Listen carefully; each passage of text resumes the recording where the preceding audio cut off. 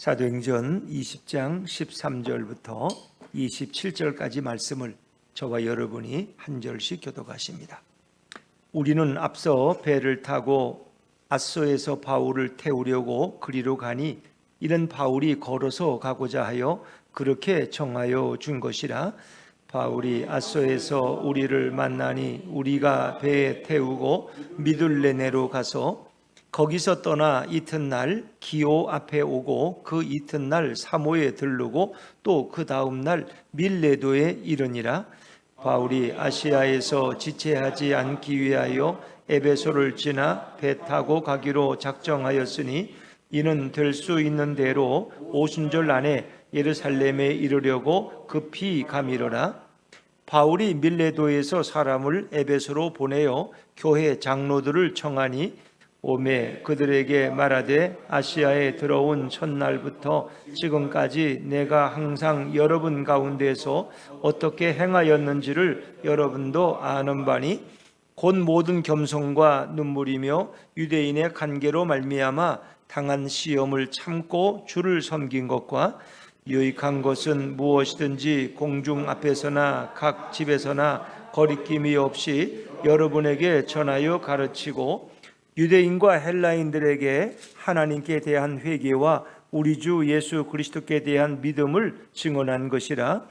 보라, 이제 나는 성령에 매여 예루살렘으로 가는데 거기서 무슨 일을 당할는지 알지 못하노라. 오직 성령이 각 성에서 내게 증언하여 결박과 환난이 나를 기다린다 하시나 내가 달려갈 길과 주 예수께 받은 사명 곧 하나님의 은혜의 복음을 증언하는 일을 마치려 하면은 나의 생명조차 조금도 귀한 것으로 여기지 아니하노라. 보라, 내가 여러분 중에 왕래하며 하나님의 나라를 전파하였으나 이제는 여러분이 다 내 얼굴을 다시 보지 못할 줄 아노라. 그러므로 오늘 여러분에게 증언하거니와 모든 사람의 피에 대하여 내가 깨끗하니 같이 읽습니다. 이는 내가 꺼리지 않고 하나님의 뜻을 다 여러분에게 전하였음이라. 아멘. 할렐루야. 네, 오늘 수요일 저녁에 나오신 여러분 위에 주님의 은혜와 또 축복이 함께하기를 간절히 바랍니다. 지난 수요일에 우리가 말씀을 나눈 것을 한번 좀 다시 리뷰를 해보겠습니다. 퀴즈입니다. 바울이 설교하는데 이렇게 누가 창문에 앉았다가 떨어져서 졸다가 떨어져서 죽었던 청년 이름은 유도고죠. 네, 대답을 하려고 이렇게 앞에 앉으셔서 유도고라는 청년이 떨어졌어요. 사람들이 놀랬겠죠. 바울은 급히 내려와서 유도고를 끌어안고 기도했을 거예요. 근데 참 놀랍게도 하나님께서 유도고를 일으켜 주셨어요. 그의 생명이 돌아오고 그의 호흡이 회복되었어요. 자, 놀랍게도 이 정도 사건이 나면은 이제 중단하고 바울은 떠나야 되는 거 아니에요? 근데 바울은 다시 올라와서 다시 말씀을 전하는데 언제까지? 날이 새기까지. 그러니까 그 밤을 꼬박 세웠다는 거예요. 밤에는 떠날 수 없으니까 바울이 떠나야 되는데 그래서 해가 뜰 때까지 기다렸다가 말씀을 전하다가 새벽이 오니까 그는 설교를 마치고 드로아를 떠났다 하는 것이며 참 놀라운 말씀인 것 같아요. 이 복음에 대한 바울의 열정은 대단한 거예요. 어떻게 뭐 요즘처럼 무슨 밤을 꼬박 새면은 누가 사례를 야근 수당을 주는 것도 아니고 말이에요. 근데 바울의 그 열정은 주님을 사랑하는 그 마음은 피곤한 줄도 모르고 밤을 꼬박 새면서 말씀을 전하고 그리고 또 먼 길을 떠나는 우린 바울의 모습을 보게 됩니다. 자, 우리 20장 12절 말씀을 지난주 말씀이지만 다시 한번 읽어보죠. 20장 12절입니다. 시작. 사람들이 살아난 청년을 데리고 가서 적지 않게 위로를 받았더라. 아멘. 그러니까 졸다가 이렇게 떨어진 거는 본인이 너무 피곤하니까 그리고 사람들이 너무 많이 모였으니까 산소가 부족하고 더운 날씨에 공기는 탁탁하고 그러니까 결국 졸음이 올 수밖에 없고 또 창문에 걸터 앉았다가 떨어질 수밖에 없어요. 그러나 놀라운 사실은 예수님이 그를 일으켰다는 것입니다. 여러분, 어떤 사람이 죽었는데 그 모두가 슬퍼하고 놀라 충격을 받았는데 바울이 가서 예수의 이름으로 기도했더니 그가 살아났다. 그건 놀라운 일입니까? 여러분 그 느낌, 그 충격, 그 감동, 그 설레임, 그 흥분, 엄청난 거 아닙니까? 여러분 생각해 보세요. 죽었다가 살아난 청년 누구죠?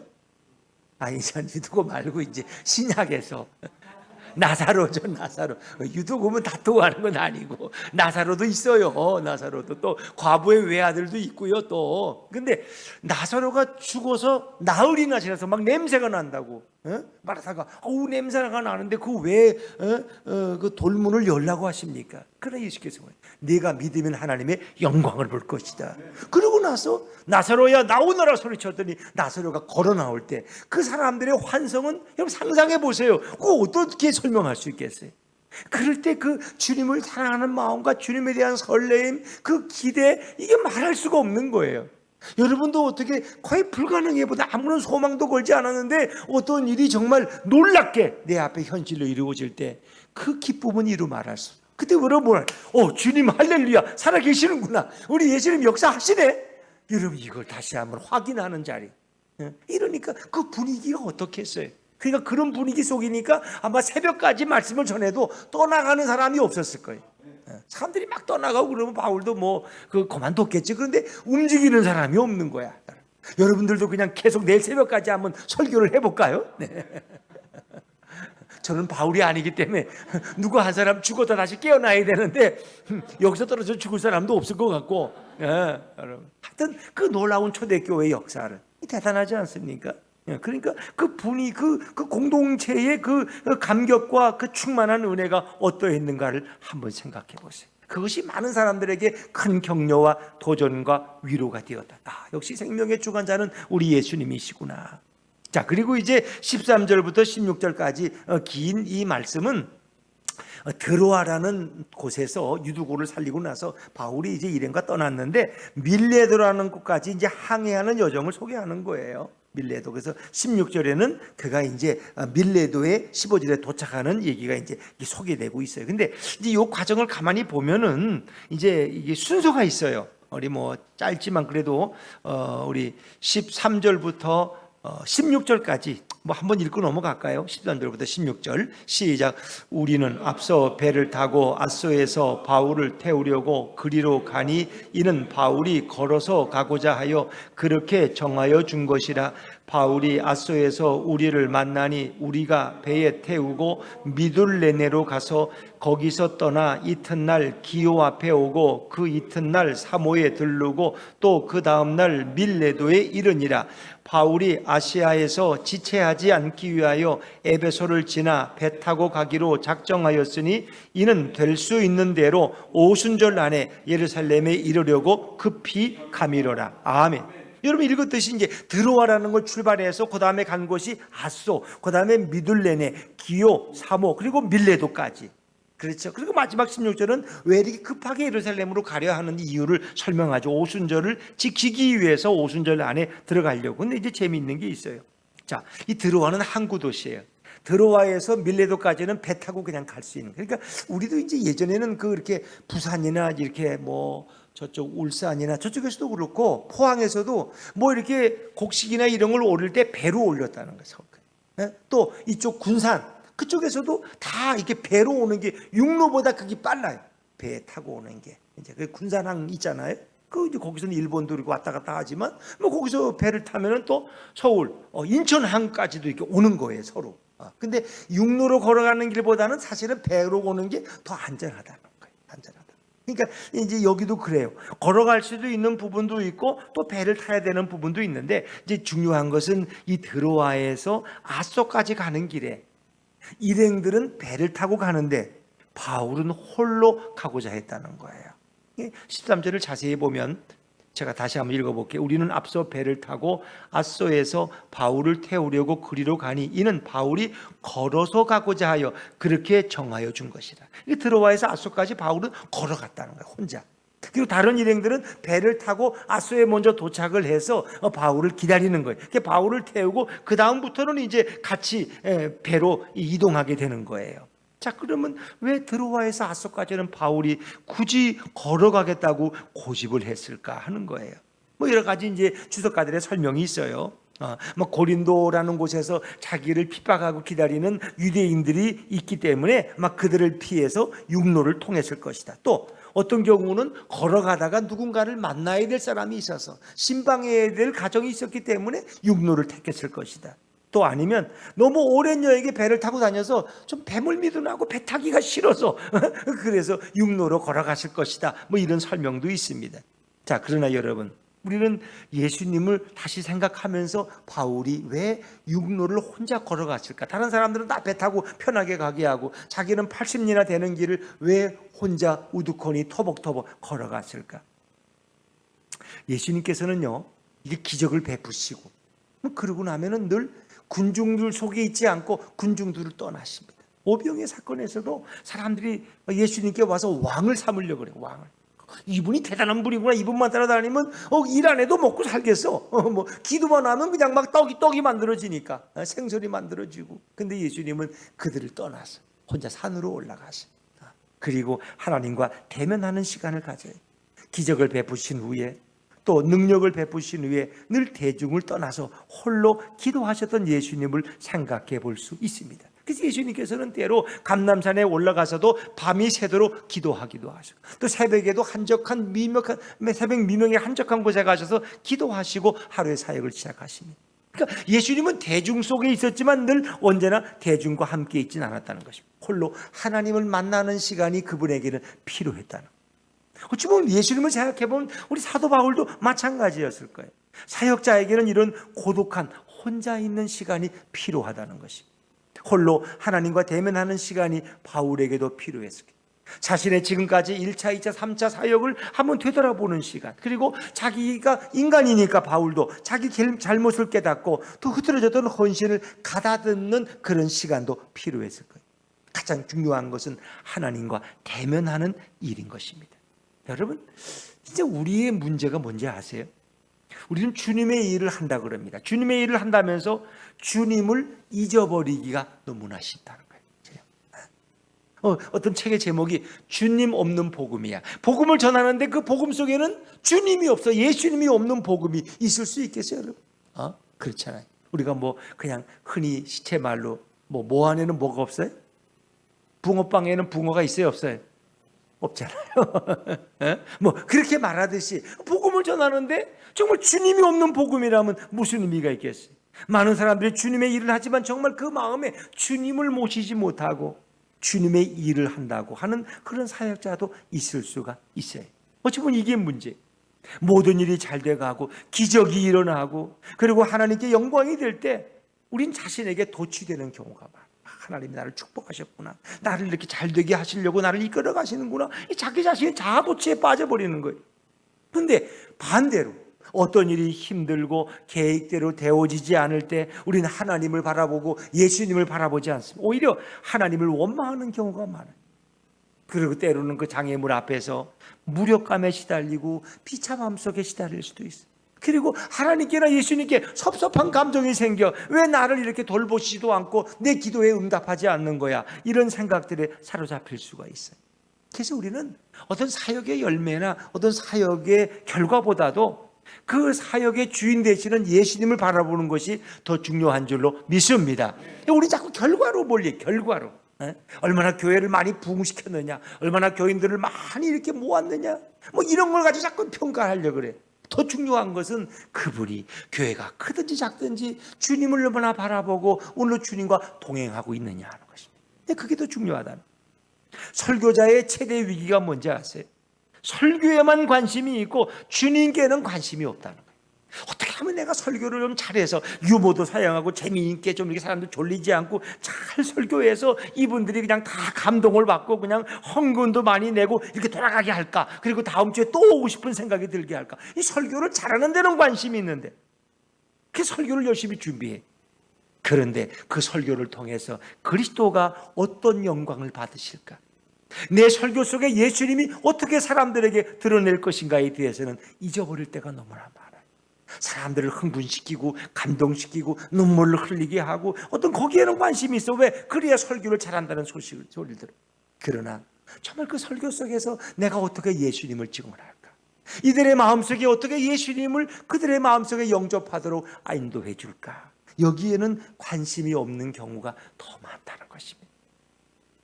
바울에게는 1차, 2차, 3차 선교여행, 물론 그것도 중요했지만 그것은 일을 위해서 한 것이 아니라 정말 주님을 사랑하는 마음이 바울의 마음에 너무 뜨거웠기 때문에 주님이 그에게 주신 사명이 너는 이방인을 향해 달려가라는 것. 그래서 이방인에게 복음을 증거하는 게 바울의 사명이에요.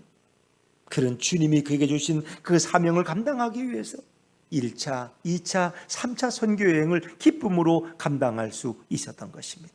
자, 이제 바울은 그래서 그런 마음으로 이제 로마에까지 가서 또 소바나까지 가서 바로 이방인들에게 복음을, 주님의 복음을 증거하기를 원했다는 것입니다. 자, 우리 좀 더 이제 나아가서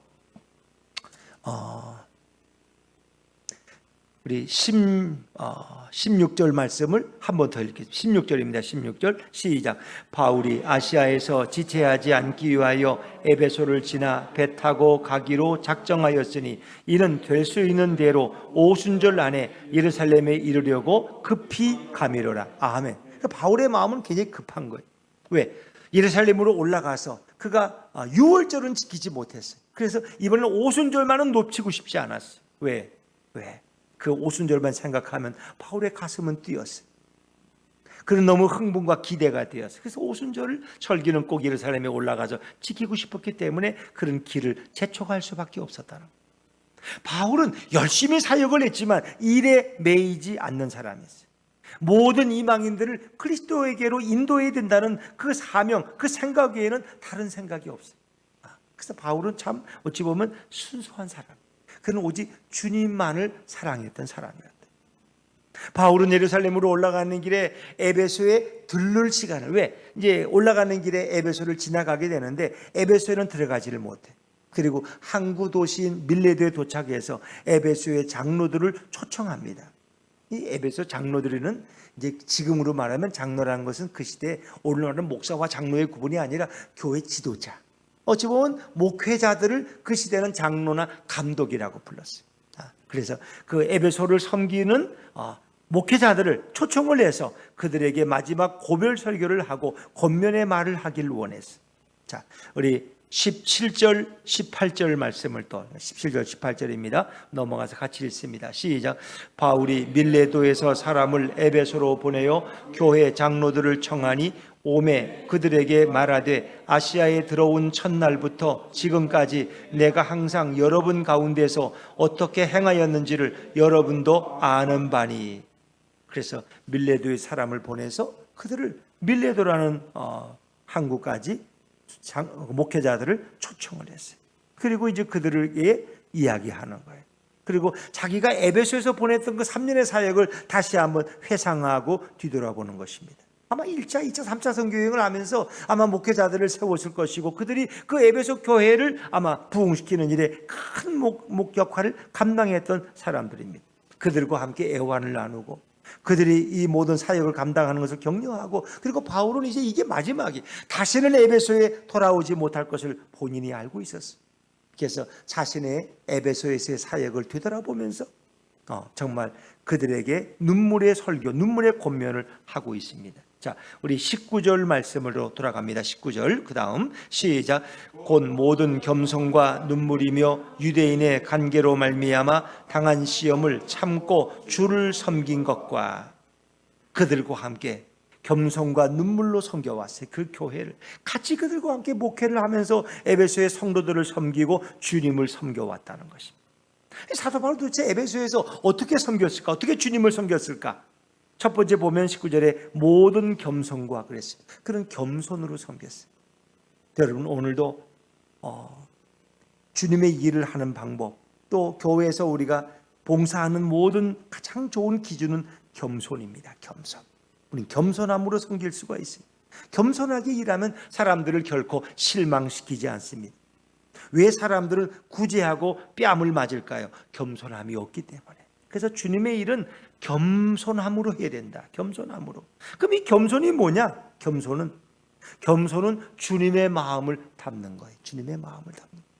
다시 말하면 하나님의 교회를 섬기는데 내 인간적인 힘이나 지식이나 방법을 동원하지 않고 주님의 마음을 가지고 교회를 섬기고 주님을 섬기는 마음이에요. 그래서 모든 겸손으로 그렇게 모든 겸손으로 바울은 섬겼다는 것입니다.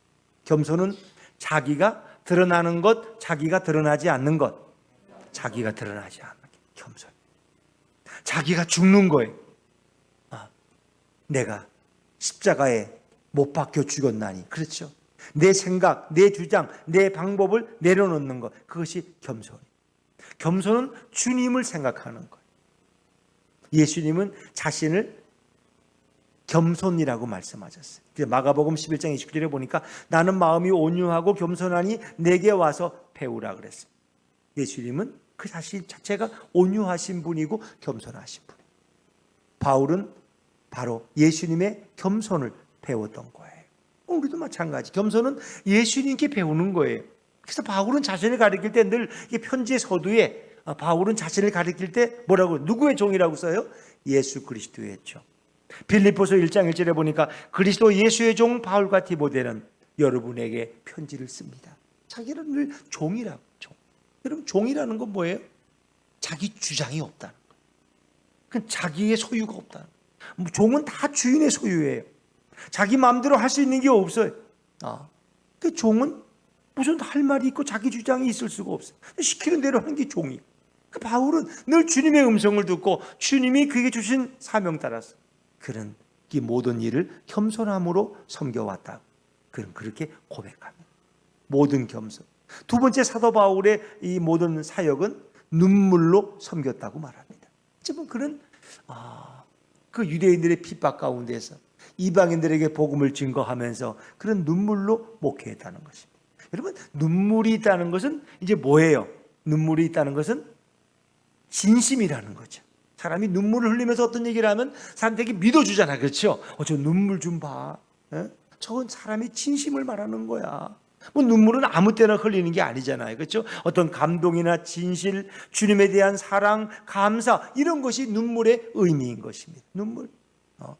언제 우리가 눈물이 나요? 사랑하면 눈물이 나요. 주님을 사랑할 때 우리 주님을 생각하면 눈물이 나요. 어떤 사람을 불쌍히 여기면 눈물이 나요. 예수님을 생각하면 눈물이 나는 것입니다.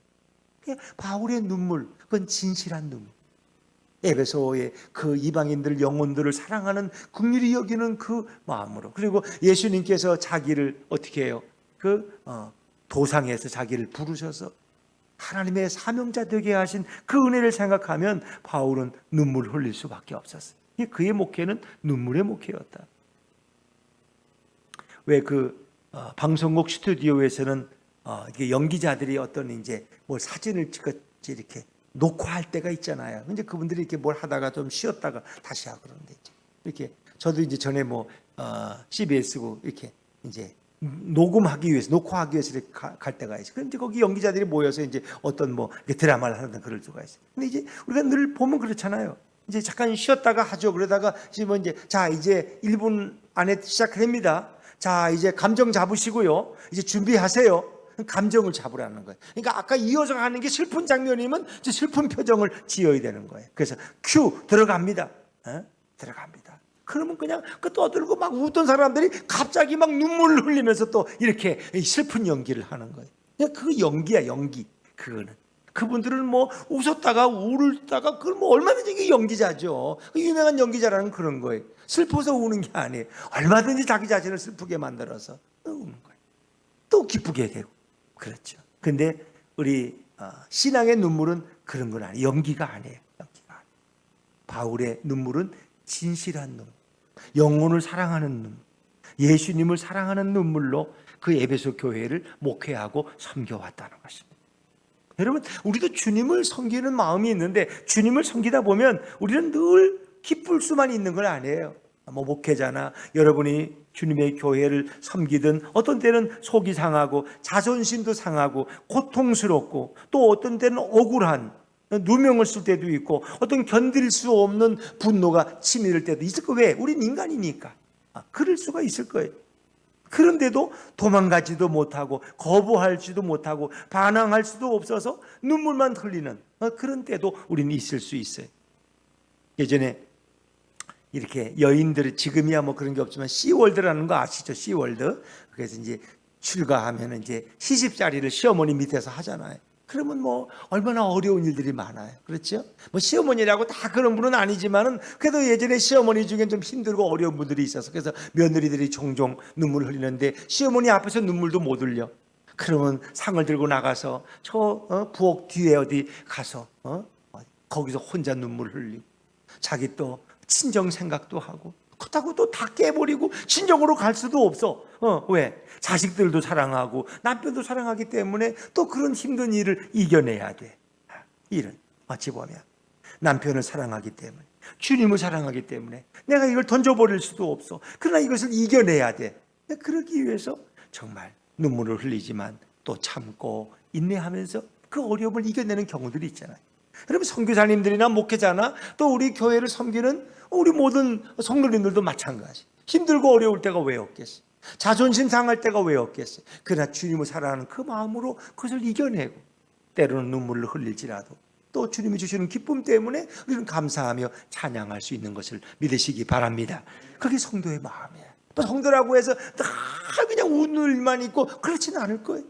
그러나 주님이 주시는 위로가 크기 때문에 어떤 어려움이 와도 그것을 능히 이겨낼 수 있었다는 것이죠. 자, 바울은 겸손으로 섬겼고 또 눈물, 주님을 사랑하는 그 눈물로 에베소에서 목회했다고 고백합니다. 자, 그런가 하면 바울은 또 인내함, 참음으로 그 사역을 감당했다고 말하죠. 자, 우리 오늘 성경 19절 말씀 한 번 더 읽어봅니다. 19절입니다. 시작. 곧 모든 겸손과 눈물이며 유대인의 관계로 말미암아 당한 시험을 참고 주를 섬긴 것과. 유대인들이 그를 얼마나 많이 괴롭혔는지 몰라. 그러나 그런 모함 속에서도 그 시험을 참아냈다는 거예요. 참아내. 인내했다는 거죠. 여러분, 우리는 인생을 살면서 많이 참아야 돼. 유대인들의 핍박과 그 간교한 모략에도 그는 참고 인내할 수 있었어. 그런 재판에 넘겨지기도 하고 돌에 맞기도 하고 군중의 위험 앞에 늘 던져졌지만 바울은 다시 참고 일어날 수 있었다. 그것은 바로 주님이 주신 위로와 격려 때문이었겠지. 우리 그리스도인들도 마찬가지. 어떻게 보면 신앙의 삶이라는 것은 잘 참는 거예요. 잘 참는 거. 잘 이겨내는 거예요. 그래서 로마서 5장 3절 4절에 보면 바울은 그런 고백을 했어요. 환난은 뭐를 낳아요? 인내를 낳고, 인내는 연단을 낳고, 연단은 소망을 낳는다. 환난이 오히려 우리에게 결과적으로는 소망을 준다는 것입니다. 바울은 그것을 알기 때문에 그는 참고 또 참았어요. 여러분들도 예수님 때문에 잘 참을 수 있기를 주의 이름으로 축원합니다. 우리 가정에서도 참을 일이 많을 거예요. 직장에서도 참을 일이 많아요. 참지 못하면 그냥 당장 때려치고 그만두지 뭐. 부부간에도 참지 못하면 그냥 10번은 헤어졌을 거야. 근데 내가 예수님 때문에 또 참고 또 참고 그러다 보니까 이제 부부가 서로 잘 맞게 되고 아이고 우리가 이렇게 잘 살아온 것이 너무 감사하구나 하는 것을 고백하게 되잖아요. 그렇죠? 자, 바울은 이제 자신이 이렇게 지금까지 에베소에서 복음 전한 것을 다시 뒤돌아봅니다. 자, 20절 말씀으로 건너가 볼게요. 20절입니다. 20절 시작. 유익한 것은 무엇이든지 공중 앞에서나 각 집에서나 거리낌이 없이 여러분에게 전하여 가르치고. 아멘. 그런 에베소의 두란노 서울에서 2년 동안 복음을 증거했어요. 거기서 매일매일 강론했어요. 말씀. 그래서 유익한 것은 무엇이든지 복음이에요, 복음. 그래서 그것을 어디서 공중 앞에서나 각 집에서나 거리낌이 없이 전했다는 거예요. 바울은 하나님의 말씀, 복음을 전하는 일에 그런 장소를 가리지 않고 기회를 주시는 대로 그런 열심히 그리스도의 복음을 전했다고 그는 그렇게 고백하고 있습니다. 자, 우리 좀 건너뛰어서 이제 22절, 이제 바울은 자신의 미래의 계획에 대해서 여기 에베소의 목회자들, 장로들에게 설명하고 있습니다. 자, 22절 말씀으로 건너뛰어서 22절을 같이 읽어보죠. 시작. 보라, 이제 나는 성령에 매여 예루살렘으로 가는데 거기서 무슨 일을 당하는지 알지 못하노라. 바울은 자신의 이제 계획에 대해서만 이제 나는 성령에 매여. 근데 예전 성경에는 이 성령이 뭐로 나오는지 혹시 아세요? 그걸 아시면 뭐 여러분이 설교하시죠. 심령에 매여. 나는 심령에 매여. 근데 그 원어를 보면은 성령에 매여야. 그래서 이 번역이 달라요. 그런 성령에 붙들려서 성령에 이끌려서 지금 예루살렘으로 가는, 내가 가고 싶어 가는 게 아니에요. 성령이 그를 이끌어 가시는 거야. 성령. 여러분의 인생이 정말 성령의 인도받는 삶이 되시기를 주의 이름으로 축원합니다. 내가 가고 싶은 대로 가는 삶이 아니라 주님이 나를 이끌어 가는 때 나는 순종하며 나아가는 것입니다. 이게 중요하지 않습니까? 이게 중요하죠. 그러니 이제 오순절이 오기 전에 예루살렘으로 급히 올라가야 되는데 성령에 붙들려서 가는 것입니다. 내가 원하지 않는데 내가 그 방향으로 가고 있을 수, 어디론가 자꾸 주님이 나를 이끌어 가실 수가 있어요. 그건 내가 원하던 곳이 아니야. 근데 모든 상황이 그래. 그것은 성령께서 나를 이끌어 가는 경우가 많이 있습니다. 그런데 이제 문제가 있어요. 그가 성령에 매여서 이끌려서 예루살렘으로 올라가는데 거기서 어떤 일, 무슨 일을 당하는지 알지 못하더라. 이 말은 예루살렘에 올라가면 좋은 일도 있겠지만 어려운 일들이 더 많이 있다. 근데 무슨 일을 당하는지 알지 못하느라, 이 말에 대한 설명이 23절에 소개돼요. 23절. 자, 23절을 읽어보죠. 시작. 오직 성령이 각 성에서 내게 증언하여 결박과 환난이 나를 기다린다 하시나. 아멘. 성령이 내게 말씀하시는데 나를 기다리는 건 결박과 환난이 나를 기다린다 하시나. 결박과 환난. 결박이라는 건 그러니까 체포된다. 그리고 그에게 환난이, 박해나 심한 공격이 그를 기다리고 있다는 것입니다. 참 이게 예루살렘으로 올라가면은 모든 일이 다 해피엔딩, 다 좋은 일만 있다 그러면 얼마나 좋아요. 그런데 실제는 그렇지 않다는 것입니다. 그에게는 결박과 환난, 그가 죄수가 되는 것이고, 그리고 그가 당하는 어려움, 그 예수님을 증언했기 때문에 그 환난과 핍박이 그를 기다리고 있다는 것입니다. 참 이게 어려운 거죠, 여러분. 근데 이것을 증언하는 예언자들이 많이 있었어요. 그러니까 이제 다음 또 수요일쯤이나 살펴보겠지만 21장에 보면은 그 빌립이라는 사람의 딸 넷이 있는데 그 딸 넷이 바울에 대해서 예언을 해요. 근데 그 예언이 굉장히 어려운 예언이에요. 바울이 이제 체포가 되고 환난을 당하고, 또 그 밑에 보면 21장에 보면 10절 11절에 아가보라는 예언자가 와서 또 예언하는데 그가 띠를 두르고 예언해요. 띠를 두른다는 것은 바울이 이렇게 묶여진다는 거예요. 체포가 된다는 거예요. 이게 체포되면 죄수가 되면은 이렇게 끈에 묶이는 거예요. 손과 발이. 이게 묶인다는 거예요. 이거를 예언해요. 그러나 바울은 그럼에도 불구하고 그 길을 가는 거예요. 그러니까 우리가 예수 믿는다는 거, 바울이 이제 어찌 보면 우리 가장 좋은 신앙의 모델이잖아요. 근데 바울이 가는 길에도 늘 좋은 일만 있었던 건 아니에요, 여러분. 거기는 어려움도 있었어요. 근데 하나님이 왜 그런 어려움을 주셨는지 아세요? 그 바울을 골탕 먹이려고? 아니에요. 그런 일들을 통해서 하나님의 영광을 드러내고 바울에게 유익을 주기 위해서요, 여러분. 그러니까 하나님이 하시는 일은 그냥 하시는 일이 없어요. 그러니까 바울이 예루살렘에 올라가면 이제 할례의 문제 때문에 그가 재판을 받게 돼요. 근데 재판을 받는데 그건 로마인이기 때문에 유대 재판을 받을 수가 없어. 가이사에게 가야 돼. 가이사에게 가겠다 그래요. 그래서 이제 그를 가는데 그는 일단 재판을 받는 피의자이기 때문에 어떻게 해요? 일단은 이렇게 결박을 당해야 돼. 그리고 나서 배를 타고 로마까지 가게 돼. 이제 그런 과정들. 이제 그러면서 하나님이 바울을 통해서 어떻게 복음을 증거하시는가? 로마에까지 어떻게 그리스도의 사랑이 증거되는가? 이제 이것은 다 하나님의 섭리예요. 그러니까 여러분들이 가는 길에는 늘 해피엔딩, 좋은 일만 있는 게 아니라는 거야. 어려움도 있고 내가 생각지 못했던 고난도 있을 수 있어요. 그러나 하나님은 그 고난을 통해서 나를 더 유익하게 하실 줄로 믿습니다. 그리고 주님이 영광받게 하는 거예요. 그리스도인은 고난이 없는 사람이 아니에요. 장애물조차도 없고 모든 게 평탄대로 고속도로가 아니에요. 장애와 어려움이 있어요.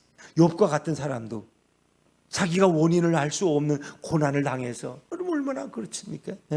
열 사랑하는 아들들 다 잃어버리고 그 많은 재산 다 빼앗겨버리고 그 가정에 큰 어려움이 오고 욥이 경험을. 근데 욥은 그런 가운데서도 하나님을 찬양하고 원망하지 않았다. 주신 분도 여호와시오, 가져가신 분도 여호와시라. 내가 오직 주님을 찬양할 뿐이라는 거예요. 근데 결국 어떻게 해요? 주님 마지막에 그 모든 것을 다 회복시켜 주세요. 꼭 2배로 회복시켜 주세요. 그건 이제 마귀의 시험을 일정량 하나님이 허락하신 경우야. 그건 이제 참 그건 의인의 고난이었죠. 욥의 고난은. 그러나 우리 믿는 사람들에게도 어려움은 있을 수 있어요. 그러나 그런 어려움을 이길 수 있는 능력과 힘을 우리 예수님이 주신 줄로 믿습니다. 사람이 감당치 못할 시험 당함을 허락지 아니하시고 시험 당할 때 피할 길을 주사 능히 감당하게 하시느니라. 할렐루야. 이게 주님의 역사예요. 그러니까 주님은 우리가 감당할 수 있는 시련을 주셔요. 그래서 능히 예수님을 의지하면 이겨나갈 수 있고 더 좋은 열매를 맺을 수가 있다. 우리는 포기할 게 없어요. 왜? 이 세상은 주님이 다스리고 주님이 통치하시기 때문에. 그래서 우리는 어려운 일을 당해도 걱정할 거 없어. 주님이 지켜주시는데 우리는 평탄대로를 만나도 그냥 찬양하고 감사하는, 교만해서는 안 되는 거예요. 늘 예수님 안에 순종하며 나아가는 삶이 성도의 삶이 되셔야 돼. 사랑하는 여러분, 이제 바울은 놀라운 고백을 하고 있습니다. 환난과 결박이 기다리고 있지만 바울은 조금도 주눅들지 않습니다. 왜? 주님의 약속이 있기 때문에. 내가 로마도 보아야 할 것이다. 이 얘기는 뭐예요? 내가 로마에 도착할 때까지 죽지 않는다는 거예요. 하나님이 나를 지키신다는 거야. 세상에 뭐 어떤 위험이 와도 걱정 없어. 진짜 바울이 로마에 가기 위해서 제수의 몸으로 배를 탔는데 유라굴이라는 큰 광풍을 만나가지고 죽을 위기에 와요. 이제 사도행전을 공부하다 보면 이제 앞으로 우리가 오겠죠. 근데 그 풍랑 속에서 그 배가 정말 휘어청거리고 다 죽어야 될 상황에서도 예수님이 오셔서 바울아 걱정하지 말아라. 내가 너를 지켜줄 것이다. 그 바울이 오히려 선장의 역할을 감당. 선장은 아무것도 몰라. 그러나 바울이 신의 영적인 지도자가 돼서 그 모든 배를 지시하고 호령해서 다 그들을 살려내. 한 사람도 죽지 않고. 이 정말 놀라운 일이. 하나님은 바울을 그렇게 지키시고 보호하신다. 그리고 로마에 가서 그는 가이사 앞에 서고 그리고 거기서 복음을 증거하는 이태를 살면서. 그러나 바울이 마지막에는 로마에서 순교하게 되죠. 여러분이 혹 성지순례 가면은 로마에 가면 바울이 이제 거기에 있던 그런 지하 감옥도 우리 여러분 이제 볼 수가 있을 거예요. 자, 우리 24절로 넘어가 보죠. 조금 속도를 빨리 해서 24절로 넘어가 보겠습니다. 24절입니다. 시작. 내가 달려갈 길과 주 예수께 받은 사명 곧 하나님의 은혜의 복음을 증언하는 일을 마치려 하면은 나의 생명조차 조금도 귀한 것으로 여기지 아니하노라. 아멘. 바울은 어찌 보면 생사를 초월한 사람. 왜? 그에게 새 생명을 주신 분이 예수님이기 때문에 그는 이 모든 생명의 주관자가 하나님이고 예수님이라는 걸 알고 있었어요. 그래서 그는 오직 그 복음의 사명을 향해서 달려갔던 사람. 내가 달려갈 길과 주 예수께 받은 사명 곧 하나님의 은혜의 복음을 증언하는 일을 마치려 하면은 나의 생명조차 조금도 귀한 것으로 여기지 아니하노라. 여기 이제 내가 달려갈 길이었지만 저희들이 이제 한 10여 년, 15년 전에 이렇게 이 말씀을 많이 암송했는데 그때는 나의 달려갈 길은 나의 달려갈 길과 주 예수께 받은 사명 곧 하나님의 은혜의 복음을 증거하는 일을 마치려 하면은 나의 생명을 조금도 귀한 것으로 여기지 아니하노라. 복음을 위해서라면 그런 생명도 내어놓을 각오가 되었었다는 거예요. 왜냐하면 바울은 사명자였기 때문에 주님이 바울에게 주신 사명이 복음을 이방인에게 증언하는 거예요.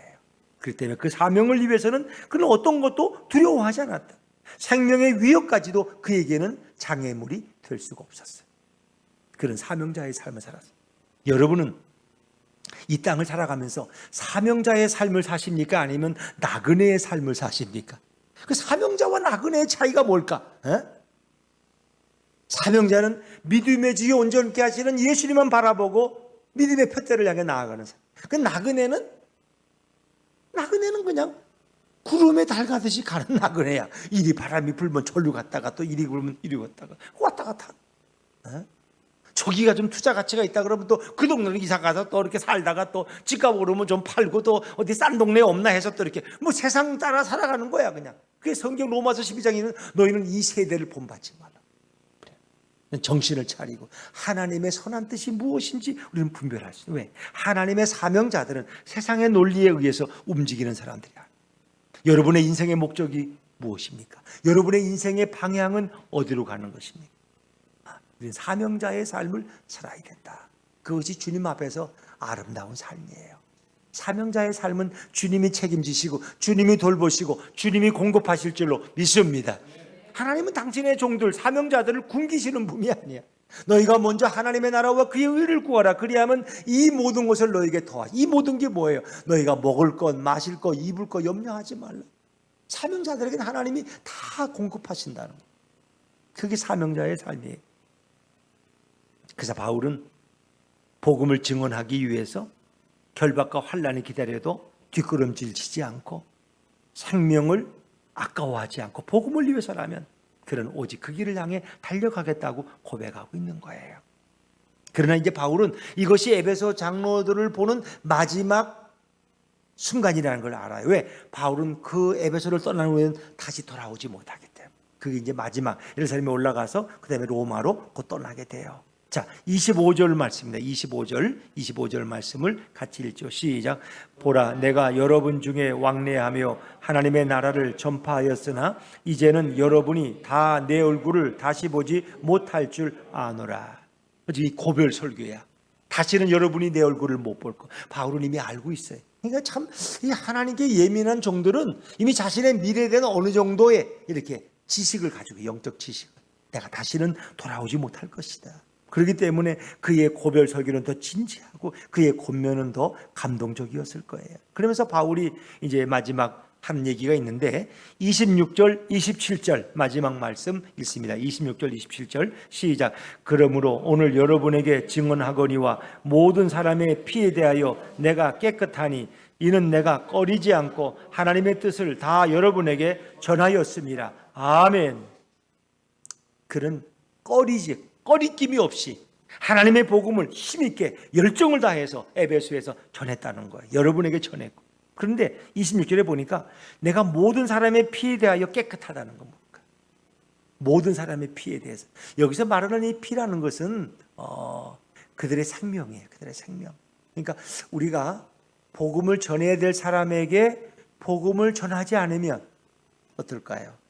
그 사람의 생명에 대해서, 핏값에 대해서 하나님은 우리에게 추궁하신다는 거예요. 이제 쉽게 말하면 이제 새벽에 나오신 분들은 에스겔 3장에 보면은 에스겔을 이스라엘의 파수꾼으로 세우셨어요.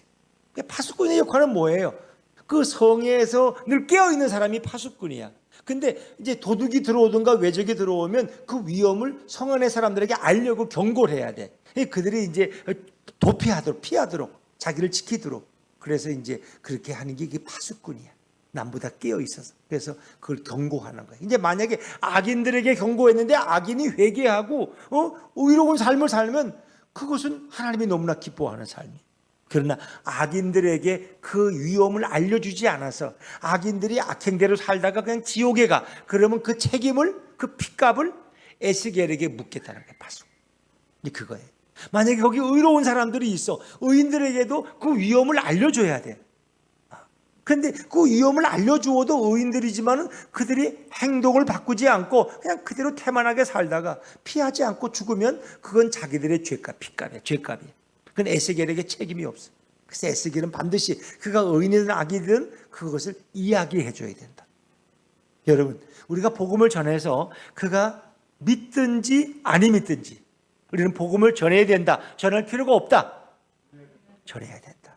어떤 사람은 막 예수 믿을 것 같아. 그러면 전해볼까 말까 하는데 저 사람은 도저히 철벽이야. 괜히 하면 괜히 내가 민망스러울 것 같아. 거절을 당해서. 그래도 전해야 돼, 전하지 말아야 돼.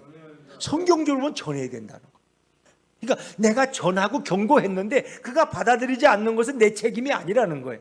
내가 전하지 않았기 때문에 그가 예수를 믿을 수 있었음에도 불구하고 내가 전하지 않아서 그런 기회를 갖지 못했다면 그 책임, 그 핏값을 나에게 찾겠다는 거예요. 이게 무서운 얘기예요, 참. 근데 성경에 이런 파수꾼의 이야기는 여러 군데 나와요. 여러분 믿지 않는 혹시 부모님들이 계시면 여러분들이 부모님의 임종이 가까워졌을 때 좀 미리 가서 좀 맛있는 걸 사드리고 가서 좀 이렇게 잘 위로해드리면서 정말 예수님의 사랑의 복음을 전할 수가 있다면 이 부모님께서 그걸 냉큼 그냥 알았어 내가 예수 믿지 하면 얼마나 좋겠어요. 근데 그러지 못할지라도 내가 예수님의 십자가 사랑과 그분의 구원을 얘기한다. 그분은 표면적으로는 그걸 드러내지 않지만 그 마음속으로 내가 예수를 믿어야 되겠다. 십자가의 보혈이 나를 위해 흘려졌구나 하는 것을 받아들일 수 있다면 얼마나 좋을까요? 그렇죠? 그러니까 믿든지 아니 믿든지, 때를 얻든지 못 얻든지 우리는 복음을 전해야 될 사명자들이라는 거예요. 물론 이 시대가 전도가 잘 되지 않는 시대예요. 전도가 어려운 시대예요. 그러나 우리가 전해야 될 사람들에게 그리스도의 복음과 사랑을 전하는 것은 너무나 중요한 일인 것입니다. 그분이 믿든지 아니 믿든지 그건 상관없어요. 우리는 전하는 사명이 있는 거예요. 그게 파수꾼의 사명이에요. 주님은 그 핏값에 대해서 우리에게 물을 것이다. 이 동산 우리 부영 아파트에 있는 이 아파트 사람들, 우리가 뭐 말 한마디 섞지 못하는 사람도 있겠지만 또 자주 보고 자주 대화하는 사람들에게 우리가 예수님의 사랑을 한 번도 전하지 않는다. 그가 예수 믿지 않는데도 불구하고 그렇다면 그건 우리의 책임도 큰 거예요. 여러분, 오늘도 바울은 사명자의 삶을 살았고 또 그것을 위해서 달려갔습니다. 저는 여러분들이 이 땅을 살면서 어떤 주님의 복음의 사명에 대한 좀 거룩한 부담감을 가질 수 있으면 좋겠습니다. 주님, 제가 서툴러요. 제가 어떻게 복음을 전해요?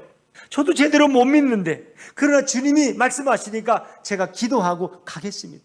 주님, 저는 결과는 몰라요. 주님이 알아서 하세요. 뭐 그렇더라도 우리가 이렇게 사랑을 전할 수 있다는 건 너무 그렇습니다. 제일 쉬운 건 붕어빵을 주면서 전도하는 게 제일 쉬운데, 요즘은 더워서 이제 못하고 있는데 곧 가을이 되면 우리가 다시 또 재개할 수 있겠죠. 그러나 여러분들이 정말 같이 밥도 먹고 같이 차도 마실 수 있는 분들에게 조심스럽게 내가 당신에게 예수님의 사랑을 소개하고 싶고, 내가 믿는 예수는 참 좋으신 분인데 나는 이런 좋은 예수님을 당신도 믿었으면 좋겠습니다 라고만 전해도 괜찮아요. 다음 주일에 11시에 뭐 시간 괜찮아? 나하고 만나지. 이렇게까지는 얘기 안 하셔도 괜찮아요. 그분도 그 예수님에 대해서 궁금해하고 또 성령께서 그 마음속에 역사하실 때 그도 언젠가는 예수님을 영접할 그 때가 올 줄로 믿습니다.